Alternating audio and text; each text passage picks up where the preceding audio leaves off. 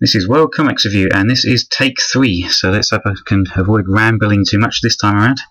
Anyway, in this previous video about the Rebellion Sexton Blake special, I kind of touched on the idea of the ages of Sexton Blake, so let's quickly, and I mean quickly, not 50 minutes of rambling and mumbling, get through and have a look at those ages. So let's scroll back through many tabs to the Blakeana website, which, as I mentioned before, is this. Tells you absolutely everything you need to know.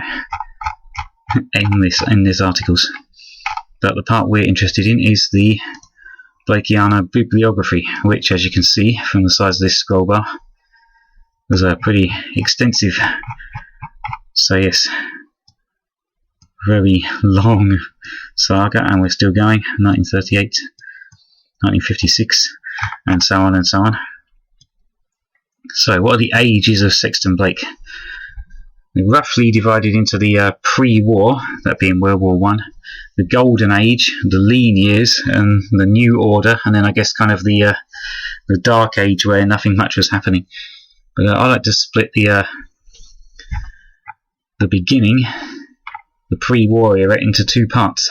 So the first one, beginning from 1893 when the first story appeared, is kind of like the beginning era, I guess you could call it. So this is the first story, the Missing Millionaire, in the Halfpenny Marvel number 6 from December 1893. And it was a Christmas story that year, and yeah, up until 1964, 1893 was the year of the fewest Sexton Blake stories, having only 2. So after those 2 not particularly impressive Halfpenny Marvel outings, and a serial in... Why have I found 2 copies of 1893? Hang on. Okay, going into 1894, there was a serial about Sexton Blake in illustrated chips, which is like a proper comic, I guess you could say, with comic strips, but it also had the odd text story, as a lot of publications did at the time. A few more Halfpenny Marvel outings, and then Sexton Blake jumped to the Union Jack. This is the first Halfpenny series, and he first appeared in number 2, which for many years people thought was the very first story, but it wasn't. But we'll get onto that. So yeah, first appearance in the Union Jack, and yeah, a lot of these very early stories were not particularly good. So this is the beginning era, where Harold Blythe wrote a lot of the stories, but he sold the copyright with the first story, so other writers were able to take over. Like this illustrated chips story was written by Patrick Morris instead. So that's the beginning era. We get into 1905. That's when it kind of becomes what I'd decided to call the Consolidation Era. So when all of the main elements of the stories were in place. So in 1904, Sexton Blake met his longtime assistant Tinker, and then in 1905 he gets his dog Pedro the Bloodhound and his kind of comedy housekeeper Mrs. Bardell. So before 1904, or before he met Tinker, he had a kind of a revolving door of different assistants depending on who was writing the stories. So there was some kind of secretaries and valets who were in the Watson type mould from Sherlock Holmes. Then there was a few stories where the person who brought him the case had also helped him solve it. There was kind of a proto-Tinker called Nippity Chris, who was like a Cockney newsboy, a Chinese boy called Wei Wei, and in a serial from around 1902 there was even a trained ape as his assistant, which is kind of weird. And yeah, by this time he's also in serials in The Boy's Friend, my favourite comic, and various other publications. So 1905 is when all of the core elements were in place, and it's also when the Union Jack becomes Sexton Blake's own paper. So let's jump down to the Union Jacks. He started appearing in every issue in 1905. Before then he'd just appear in occasional issues, and there'd be other detectives or westerns, science fiction, adventure stories through the Empire and into strange lands and sort of things like that. But yes, 1905 is when Sexton Blake took over the Union Jack, kind of, and also you'll notice that it's number 87, so a lot of the halfpenny papers published by Amalgamated Press restarted their numbers when they went up to 1 penny around the turn of the century. So Union Jack was renumbered and relaunched in 1903, and it went up to 1 penny. So let's jump now to 1908. So all of the kind of core elements of Sexton Blake were in place in 1905, but 1908 is when the supervillains started appearing. So the first is George Marsden Plummer, who's an Australian, but of course Australia was considered as part of Greater Britain at the time, and he joins the Metropolitan Police in London, but later finds out that he was due to inherit loads of money, but there's 2 other relatives between him and the money, so he murders the relatives using his knowledge of police procedure to try and get away with it. But Sexton Blake solves the case, and that was the first kind of battle in their extremely long-running fight. And also in 1909, did I tap for that? No, right. Okay, in 1909 there was another villain called Marsden Hume, who was kind of like I guess the closest thing that Sexton Blake had to a Moriarty, where he was kind of the intellectual equal and was confessing to crimes but saying there was no proof, so Sexton Blake couldn't solve them. And also of interest, in 1908 there was a few of these boys' friend library stories, so around 40 to 60,000 words, sometimes reprinted serials and sometimes original stories. So these are the longest stories of Sexton Blake in the early eras, these occasional boys' friend library issues. And also the serials, of course. There's one in the Boys' Herald, which is the same format as the Boys' Friend. So that's 1908, and we get into 1913. So this is when a lot of the other supervillains first started appearing. So we got Dr. Huxton Rymer, who was like a brilliant surgeon who turned to crime. Professor Q, a mad scientist. Mademoiselle Yvonne Cartier, who was kind of like a rich adventuress with her own yacht, and she was kind of tricked into helping criminals, but later became one of Sexton Blake's allies. And Wu Ling and the Brotherhood of the Yellow Beetle, which is sounds like a Fu Manchu ripoff, but actually Wu Ling and Fu Manchu first appeared in the very same week. So that's kind of the Consolidation Era, all of the elements of the stories that go through are first appearing around this time. And we get into 1915, so this is obviously during World War I. Severe paper shortages, although not as bad as World War II. But those boys' friend libraries with Sexton Blake in and the long serials were kind of being really popular, so they decided to give Sexton Blake his own library, which is somewhere down here. Okay, yes, so Sexton Blake got his own library, so same size and format as the Boys' Friend library, but entirely dedicated to Sexton Blake. So this is the Yellow Tiger, the first of the Sexton Blake libraries, and probably one of the best Sexton Blake stories. And these first 4 issues of the Sexton Blake library, obviously extremely hard to find now, but they were reprinted in a book in 1989. So let's quickly open this, hope it loads fast. So yes, in 1989 this book was published, which is considerably easier to find, although not particularly easy these days, but I was lucky to find it in Oxfam for £1 once. So if you want to read those first 4 Sexton Blake libraries, this is the one to get. So that's enough of looking at that.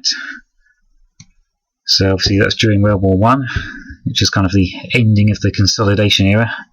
We get into 1919, so what's known as the Golden Age is generally considered to have begun around 1918 to 1919. And one of the most famous supervillains appeared, Zenith the Albino, who was kind of a deposed member of a Central European or Eastern European royal house who turned to crime. And he's got kind of a depressing, sad atmosphere about him, like he was going to be a king, or at least a prince, but his house was deposed, so he just turned to crime and doesn't really care if he lives or dies. So here is the first Zenith the Albino story. He's running a smuggling operation from a warehouse, assassination attempt on Sexton Blake, speedboat chase, and so on. And he appears in a restaurant where Sexton Blake's having dinner and just kind of boasts, "Oh, I run a criminal empire and you'll never stop me." Throws down a smoke bomb and escapes. Also around this time there was the Criminals Confederation, another long-running series about a kind of trade union of crime that Sexton Blake fought, and he was assisted in that by Dirk Dolland, also known as the Bat, who was like a brilliant burglar who reformed himself and put Sexton Blake on the trail of the Criminals Confederation. So yeah, this is the beginning of the Golden Age. And now in 1925, sort of just under halfway through the Golden Age, so that roughly correlates with the 1920s, a little bit into the early 1930s.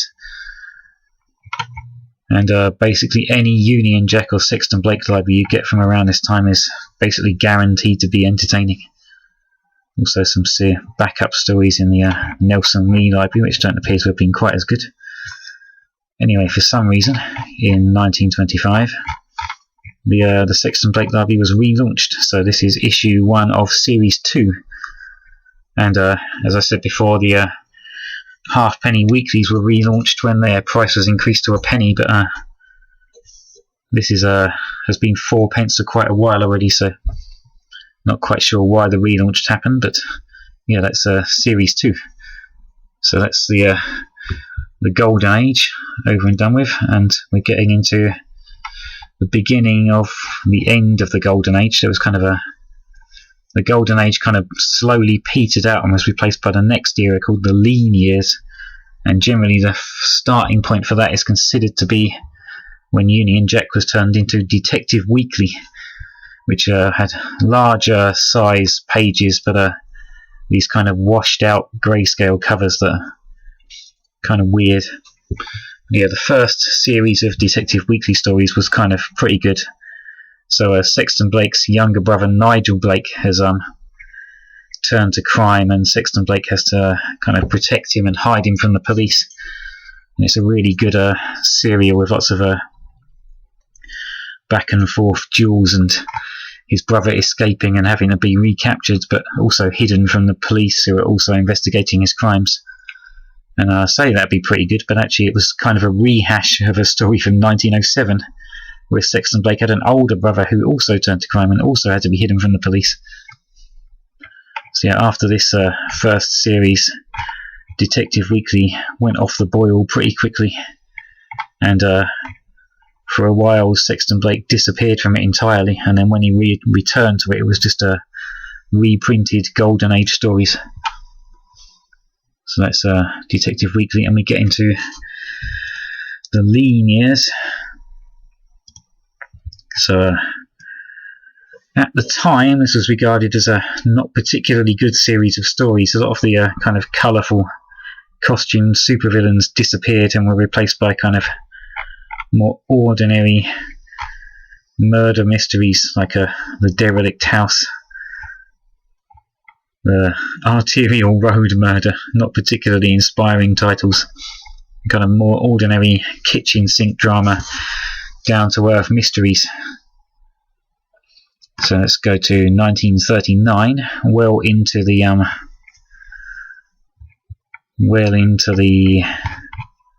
lean years. Detective Weekly still trundling along with these reprinted stories from the 20s. Sexton Blake also started appearing in the Knockout comic, which was like an American-style comic strip heavy weekly with adventure stories, which were kind of a new thing in the 1930s in the UK, and I guess in America too, actually. So one of the UK's early attempts to emulate the American-style weeklies like Action Comics and Detective Comics, and Sexton Blake got his story in there. Obviously 1939, so World War I's starting to break out, so let's go up to 1941, and for a little while there was this series of annuals as well, big hardback books with lots of complete stories in, but those only lasted a few years because of World War II paper shortages. So in 1940, when Germany invaded Norway, that cut off a lot of Britain's paper supplies, so Amalgamated Press cancelled a huge number of weeklies in what was called Graveyard Week, and that included the Magnet, the paper of Billy Bunter, which was hastily incorporated into the Knockout. And in the Knockout, Sexton Blake ran special service and was fighting in World War II against Germany and Japan, but in the kind of main continuity in the Sexton Blake Library, it was still these kind of domestic crimes and domestic crimes, ordinary cases, kitchen sink dramas and things like that.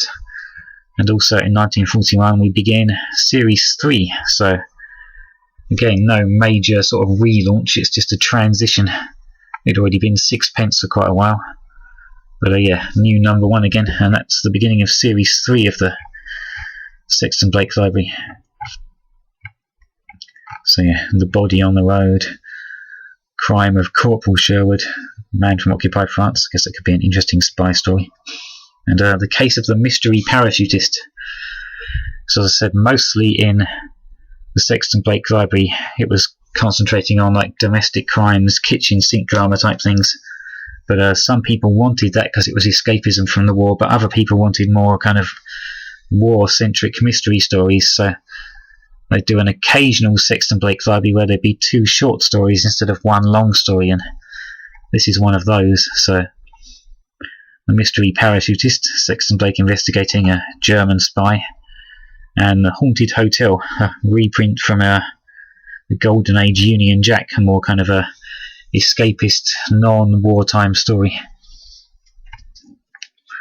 So that was the lean years, continuing for the rest of the 1940s and into the early 1950s. And then we come up to 1956, where W. Howard Baker took over as editor of the Sexton Blake Library. And by this time the Knockout comic had even for a short time made Sexton Blake into Blake of the Yard and made him into a normal police detective. And the Sexton Blake Library kind of sidelined the iconic Sexton Blake artist Eric Parker for these more generic but kind of sexed up pulp type covers like this, and they put in this red border down the side, these kind of sexed up covers, but the stories were still kind of pretty boring, lean years kind of stuff. As you can see here, this is one of the last ones, Hotel Homicide, 0 stars. Then Howard Baker decided to shake things up with this issue, Frightened Lady, number 359. And this is the Frightened Lady, Paula Dane, who after this story became Sexton Blake's secretary and kind of replacement assistant, sidelining Tinker for a short time. And you also got a receptionist Marion Lang and typist Louise Pringle, and moved from his kind of cosy Baker Street sitting room to an office in Berkeley Square.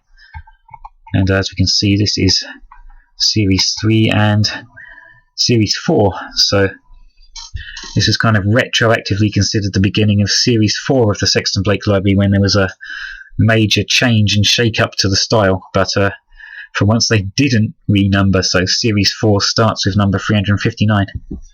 And Tinker was kind of sidelined for a while, but was gradually reintroduced to the stories during the New Order, but he was tended to be called Eric Carter, which was his real name after this point, and Pedro and Mrs. Bardell pretty much disappear entirely, only rarely appear again.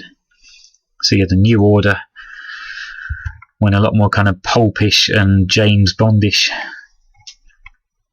So the New Order continued until 1963, and also at some point, although the Sexton Blake Library was still kind of saddle-stitched, it changed the shape to match other paperbacks of the time. Has these advertising blurbs at the bottom, like this is from Agatha Christie. Try and promote it, but that didn't last. And remember, the first story was the Yellow Tiger, kind of yellow peril, the hordes of China type story. and it ended with the last tiger. So this time the yellow peril is the Japanese soldiers on a remote island who don't realise that World War II's over, but they've also invented a tractor beam and a kidnapping passenger airliners. So yeah, that's kind of where the stories ended up, trying to copy James Bond and not particularly succeeding. So yeah, 0 stars again, not particularly good. So 1964 was the first year since 1893 where there was no Sexton Blake stories. And we go up to 1965 where there was these omnibus reprints. But more importantly, Series 5 started. And Series 5 was a more conventional square-bound, larger print, conventional paperback size. And these didn't come out as often as the Sexton Blake Library, just a few each year. And these were mostly also in the New Order style, and mostly not particularly good, but some were alright. I've read quite a few entertaining ones. These are kind of the easiest to find, but still you're not likely to come across them in Oxfam or somewhere, but you have to dig a bit, but they are findable without resorting to eBay.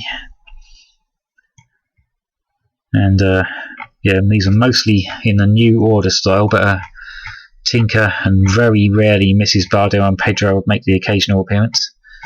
Also Sexton Blake's old car, the Grey Panther, also appeared but was blown up. He mostly drove kind of modern Bentleys and stuff by that point. So we come up to 1969 where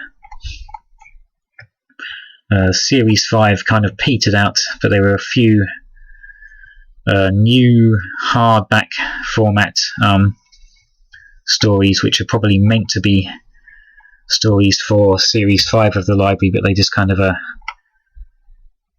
Series 5 ended, so they got reprinted as these expensive hardbacks. And that was pretty much it, except for on TV where there was a Sexton Blake series, and that prompted IPC, as it was then known, to create a comic strip in Valiant, which as I said in the previous video about Sexton Blake was actually redrawn from stories intended for a character called Maxwell Hawk the Ghost Hunter, so it was kind of like Scooby-Doo and just rubbish really. So the last of the Sexton Blake books for a very long time was in 1978 when the BBC made another Sexton Blake series, which was kind of partly played for laughs, and that was novelised as Sexton Blake and the Demon God. So yeah, it was 1978, and the last new Sexton Blake story outside of fan fiction for the entire 20th century until 2014, if I remember rightly.